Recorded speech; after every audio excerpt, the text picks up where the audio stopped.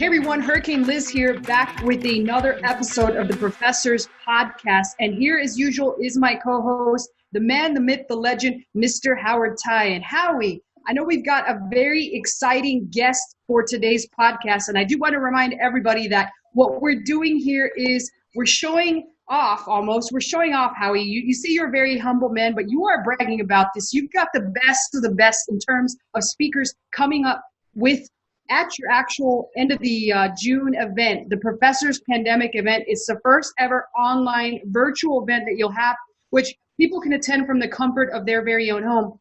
And you have combed the entire globe to meet these guys, to get to know them better, and you've literally picked out diamonds in the rough. So you want to tell us a little bit about the exciting guests that we have on today and a little bit more about your excitement for your first ever online virtual event.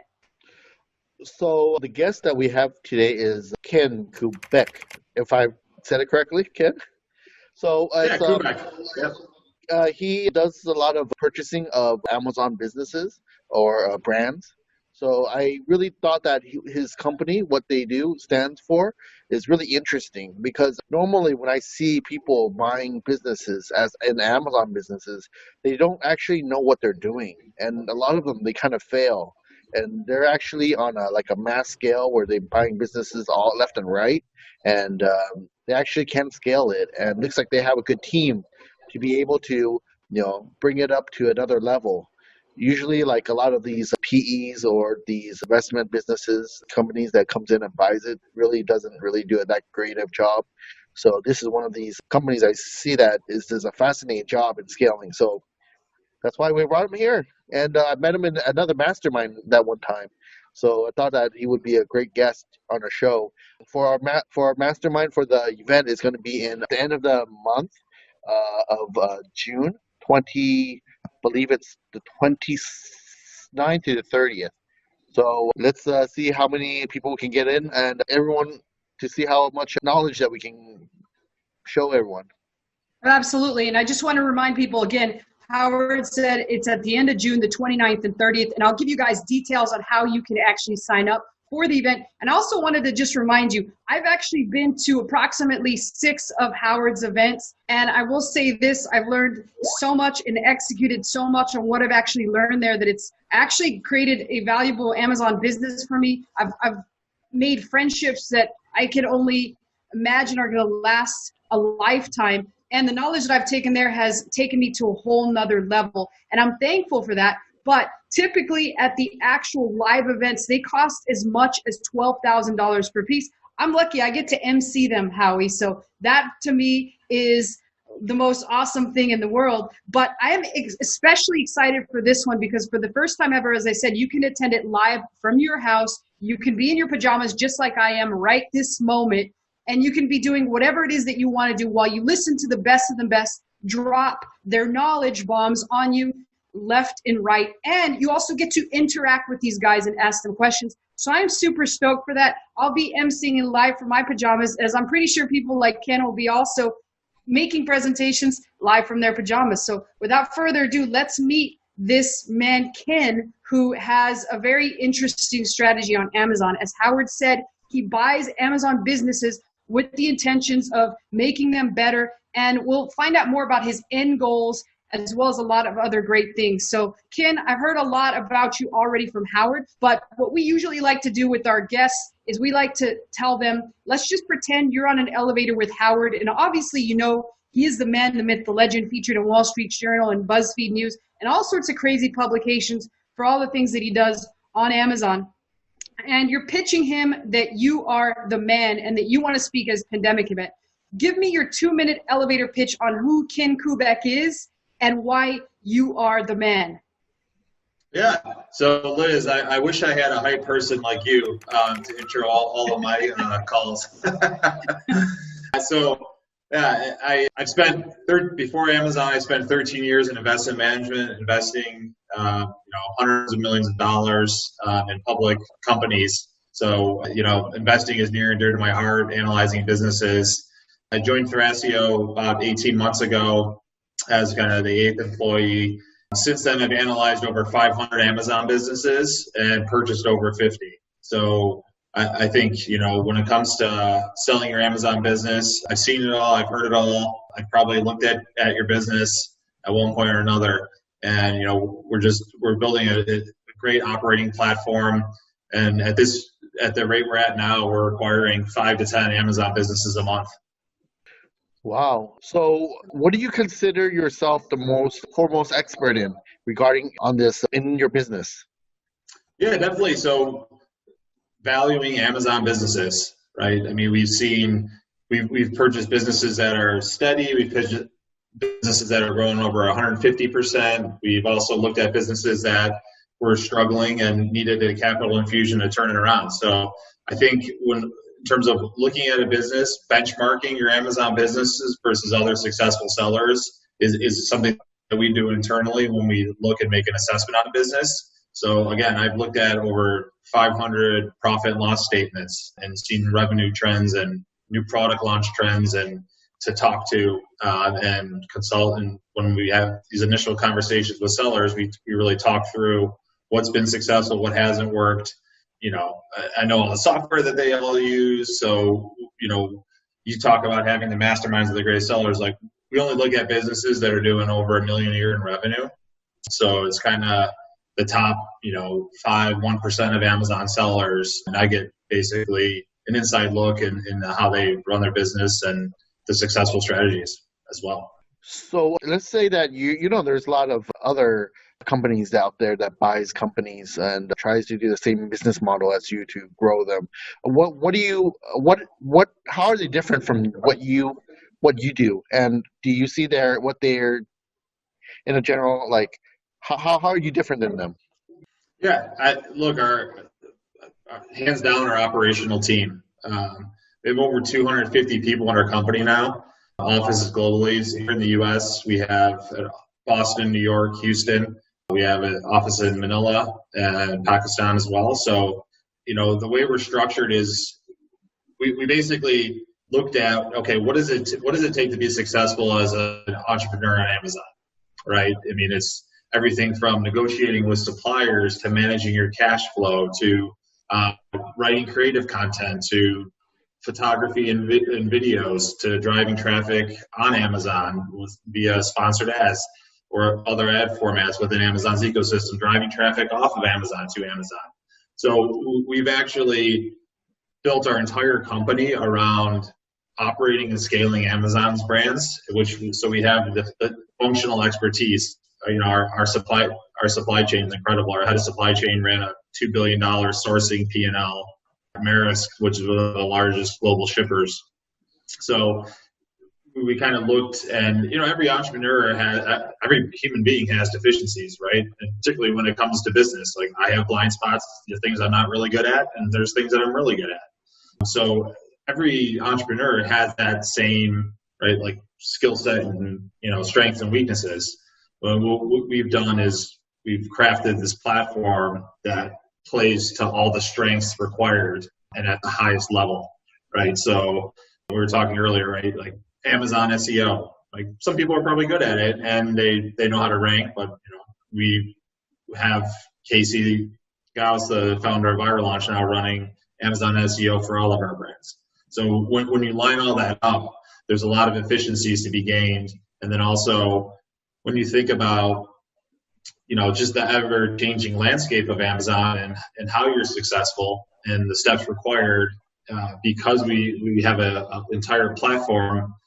Once we figure out, all right, we should be doing this, we can roll that out across our 50-plus brands basically in an instant and achieve that efficiency gain versus one seller. Even if somebody's managing a few brands or they bought a few brands, they're constantly putting out fires, and we've just really institutionalized the entire process. We have probably 5 or 6 in-house attorneys that are just strictly focused on, there's a few of them that are strictly focused just on IP and defending IP, et cetera. So yeah, I think that's, our entire company's built around running Amazon business. So I think that's where we differentiate, and then just the scale and what we've learned. It's not easy. So Howard, you mentioned people just want to think it's a path to riches and it's a 4-hour work week. And I always laugh when I hear people say, oh, I spend 5 hours running my Amazon business. But it's like, yeah, but it took you 3 years of sleepless nights and spending 40, 50 hours a week to get to that point.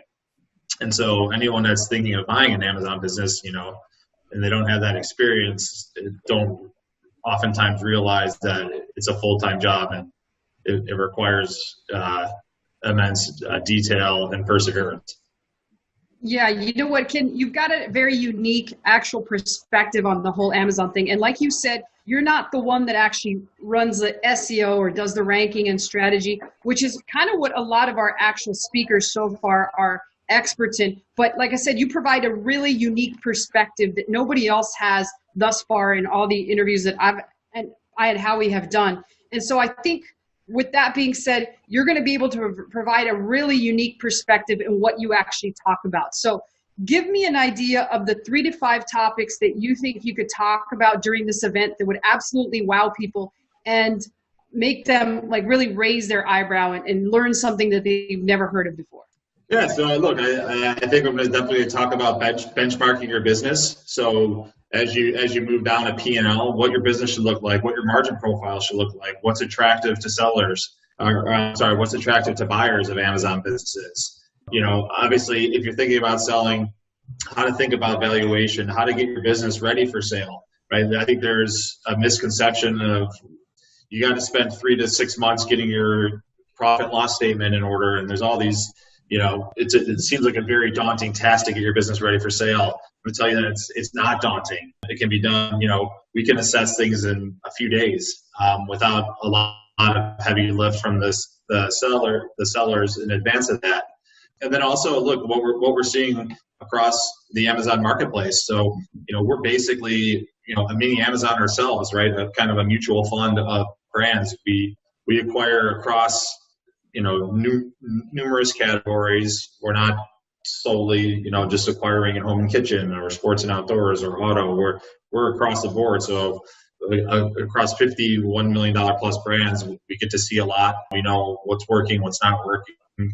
I think there's a lot of knowledge. I'm definitely going to talk a lot with our team internally and figure out the nuggets and value add that we can add to the attendees. Absolutely. I got to be honest with you. Everything that you said there, I'm excited to hear what you have to say about it, because as someone that you said you've looked at over 100 P&L statements, and I don't know if you said that was just 500. I think it's 500. Yeah, over 500. 500. Yeah. Okay, I thought it was 100 this month. So I was already wowed by that. Totally didn't even hear the rest of it. And with that being said, what are the biggest actual mistakes you see that people make when they're actually looking to sell? Yeah, so I think the biggest is timing. And this is something that I think a lot of people don't talk about when they actually discuss scaling Amazon businesses. So, I always encourage sellers when I talk to them, like, know what your ceiling is on your existing brands and products. And, you might have launched a product that's in a super small niche, and maybe you actually, there's a physical limitation of growing it to $1 million, right? So don't sit there and think you're going to get it to $2 million. You have to look at your existing product set and calculate how big can this get. If the leader has 30,000 reviews and the second place has 20,000 and you're just starting out, look, you're not going to get to a top 5 market share in that niche. So, have realistic expectations. And then I say, it's like planning to have kids or getting married. There's no perfect time, but you gotta, what's the best time for you in the moment? And I always tell people that you got to focus on, it's often the best time to sell is when things feel really great. Right? Because you don't want to run the risk of the business plateauing and then starting to decelerate, and then you're selling from a position of weakness. So when your sequential monthly growth rates are increasing, that's often the best time to sell, because the buyer wants to also look and know that they're purchasing future upside in the business, right? And then there's things that they can do to improve revenue growth or the profitability profile of the business. If everything is completely optimized and you've scaled it to 5 million and then you've just been running at that level, you're going to get, I think, more value if you're selling at 4 million and the seller knows they can grow at 25, 30% from there, and expand margins. So, it's timing it's tough to actually predict and get set, but you just want to do, I think what's right for you and really try and maximize your exit value. So how many did you say it again? How many companies or brands do you own right now? Over 50. Okay. Yeah. And it'll probably be double that by the end of this year. So within that 50, what is the GMV on the total scale? The total sales for those 50? Yeah, so we'll be over, I'd say we'll be over 250 million by the end of this quarter. Well over 250 million. That's a lot. Annualized. That's a lot. So Yeah. I also wanted to ask you, what kind of problems do you see Amazon sellers having right now in this 2020 pandemic times now? Yeah, I mean, look, inventory. So cash flow management, right? You had what started with the supply chain issues in China, and then the Chinese New Year, and then rolled into the fulfillment center issues here in the U.S., which are still lingering, right? So I think that's been the biggest issue. And we look at it in businesses we're acquiring. People had stock outs. People are short on inventory. And now you have a situation where you're starting to plan for Prime Day, which is being over in September. That's going to roll right into Q4.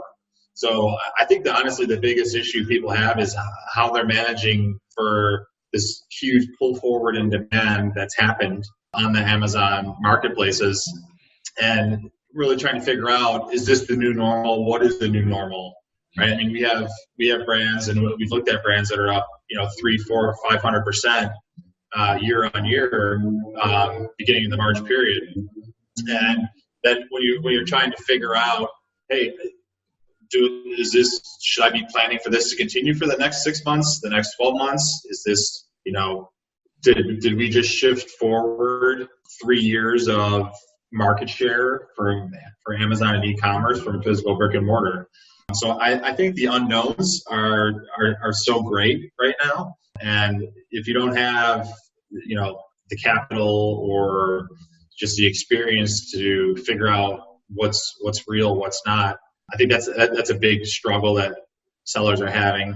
And I think there's opportunity, right? It's conversely, if you're in a category that's been hit, such as auto, right? Like nobody's driving, so people aren't investing in their cars I think that's actually a category that rebounds strongly out of this.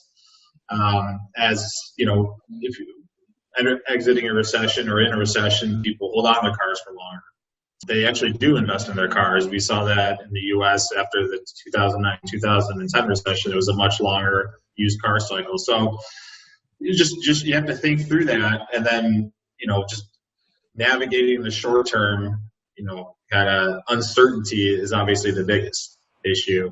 But then there's also a lot of opportunity, right? We're aggressively advertising and trying to take share because we have the capital and the ability to invest in our brands right now and get higher ranked and try and drive the Amazon flywheel for a lot of our products.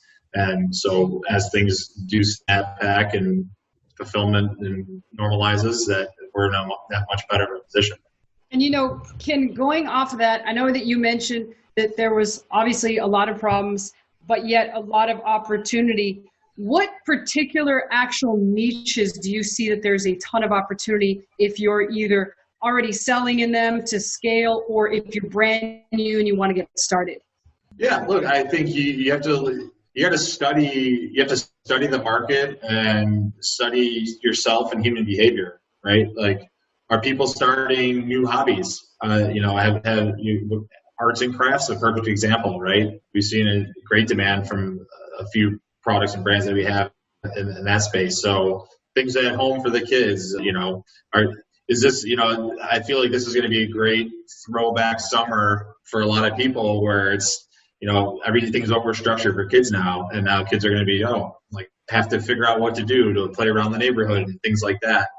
So what opportunities are there in that? And there's oftentimes, it's the second order effects of things that the longer that we're in this kind of at home, etc., behaviors start to change, right? Like commercial office space, what's that look like at home? Everybody's working from home. Everybody's got two monitors at home, standing desks, screens, microphones, all that stuff's going to continue to increase. So I think you really got to study the macro environment and, really like do some research, read a lot, figure out how this is going to change society and, kind of skate to where the puck is going, not where it's at right now. Outdoor furniture. People, right? You could have a huge thing where people start to fear, this is going to be maybe this is a rolling thing where people have to live in their homes for 90 days on end. And, they really start to invest more in their homes and, hey, maybe I need to refresh this or redo this. Let's invest in our backyard versus going away on a vacation for, 2 weeks every year. So I think there's tons of opportunity that's coming out of this. And then if you're, unfortunately, if you're in an unfortunate position where your products and categories are ones that are hardest hit, if you have the capital and the fortitude, I think it's going to be a great opportunity to take market share because a lot of sellers on Amazon are in for the quick hit, kind of, come and go pretty quickly.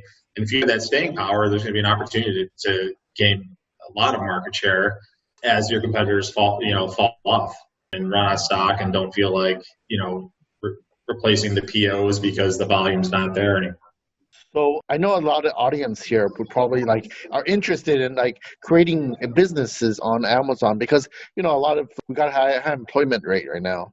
So we want to, I'm sure a lot of them are thinking about selling online or doing some kind of online business, as well as they're getting used to staying at home right now, having this more freedom and stuff, and as well as more buyers are buying from Amazon. Like Bill, we were talking about, I think I read somewhere that Amazon, Jeff Bezos, going to be the first trillionaire or something like that. Trillionaire, yeah. So it's he for the pandemic he made $400-500 million off of that. So there's a lot of the Amazon or the e-commerce is growing.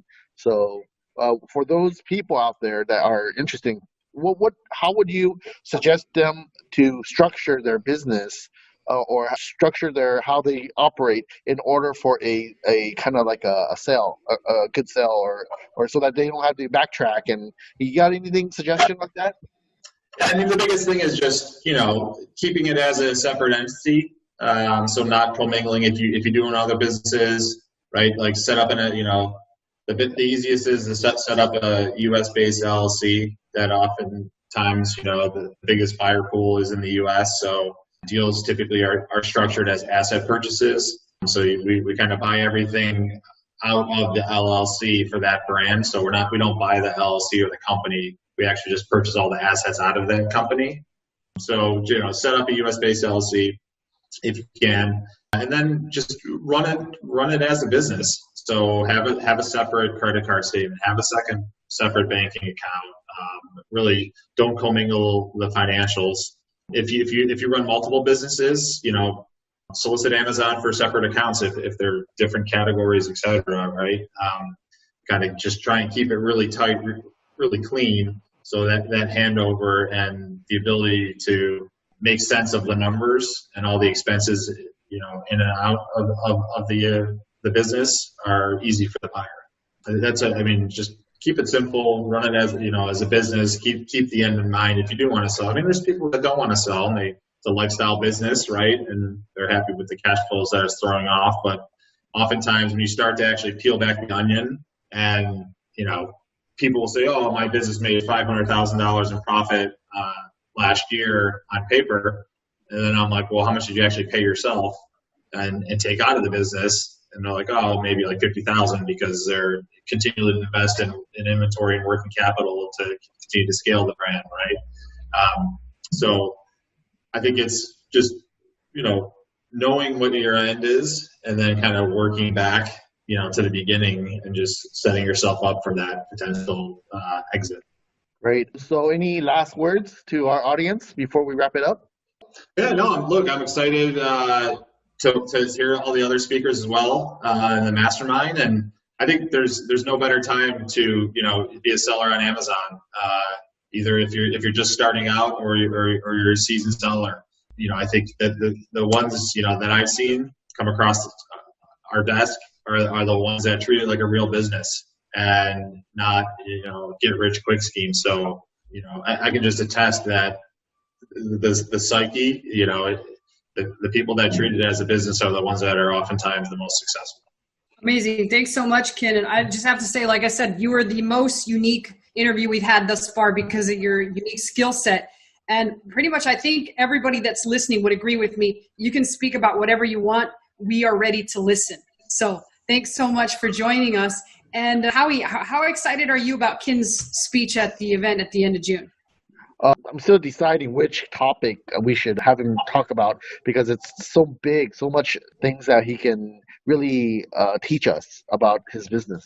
So, yeah, absolutely. I'm thinking we just let him go with it, come up with whatever he wants, because pretty much every single thing that he said is pretty much on my list that I'd like to hear about. So it's almost let him pick, let him decide whatever it is he wants to unleash on us and on the crowd that joins us. So I'm super stoked. I know Howie is too. Any last words from you, Howie, before I let people know the details on how to actually attend? No. Go ahead. He's always a man of few words. But as I said before, he is the man, the myth, the legend. When it comes to talking about Amazon, he will go on for hours and hours and hours. His wife can attest to that. But when it comes to anything else, he's a man of few words.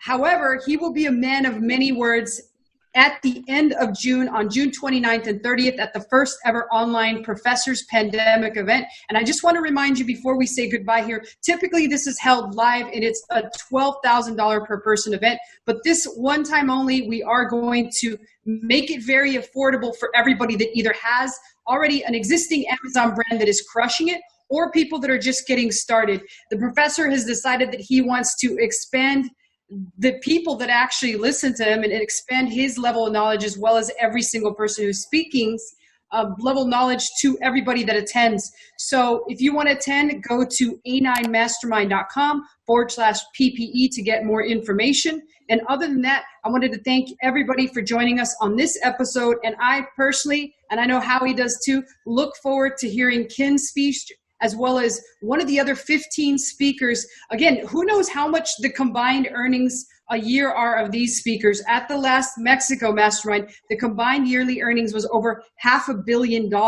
I think Ken alone is going to take that almost even to the $1 billion mark. What do you think, Howie?